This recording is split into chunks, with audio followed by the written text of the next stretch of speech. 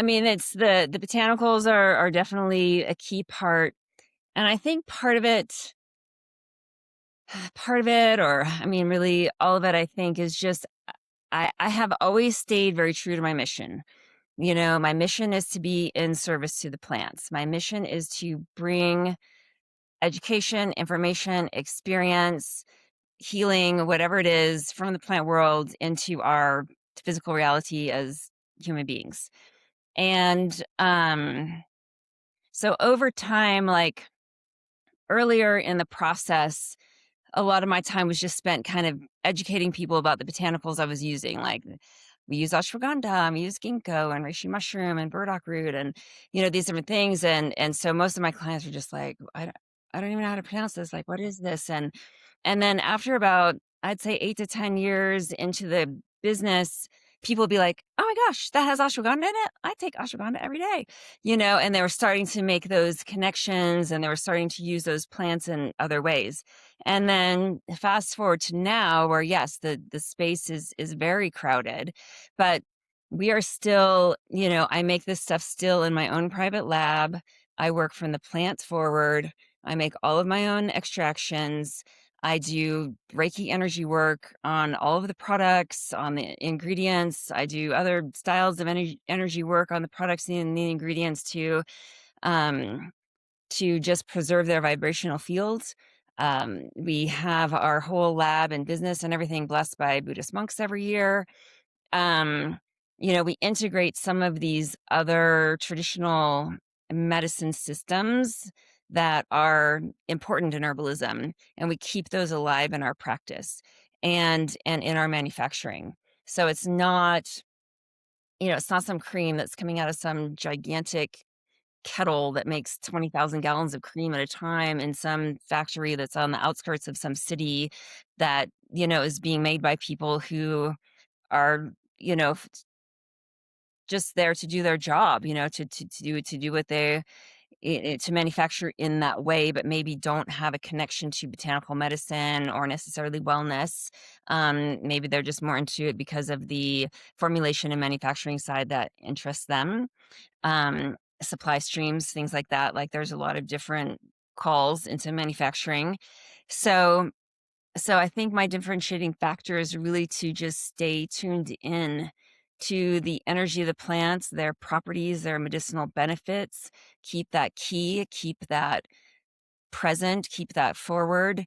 And a lot of times I kind of explain it to people as, leaf people is more like dining in a Michelin star restaurant versus, a different lotion maybe that a million units a year sell that's being made in a large factory might be more like a chain restaurant, like that. Those are kind of the nuances. You're getting something that is still made by people who are trained to make these products from plants specifically, and you're getting that in the bottle. You're getting that from the plant source through the extraction, through the blending, through the final stages of production into the bottle, and that really makes it different.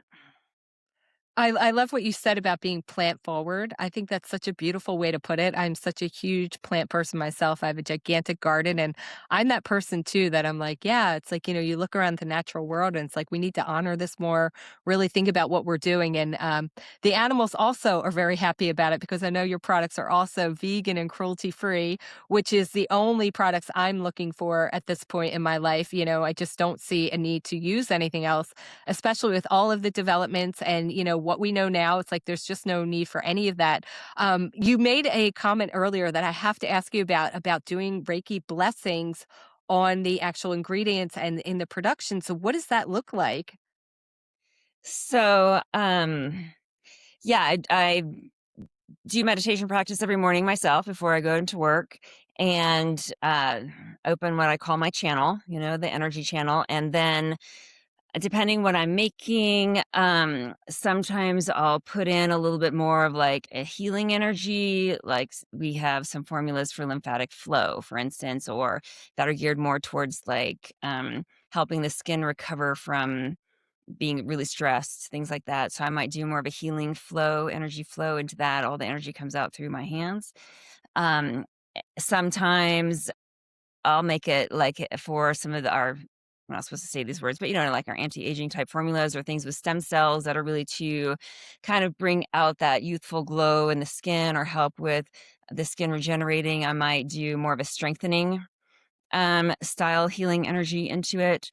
And so it's, yeah, the Reiki energy that I put in is for enhancements like that.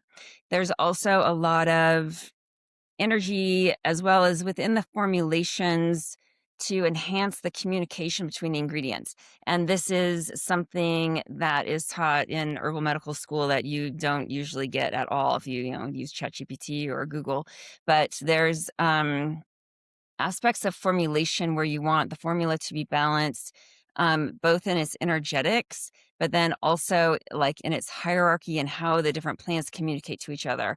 And so when I formulate the different botanicals in the formula, there's always some plants that are just specifically to help the different botanicals communicate with each other and figure out their hierarchy. So these are the stars of the formula. These are the supporting botanicals of the formula, and these are the botanicals that help everybody you know, fall into their position.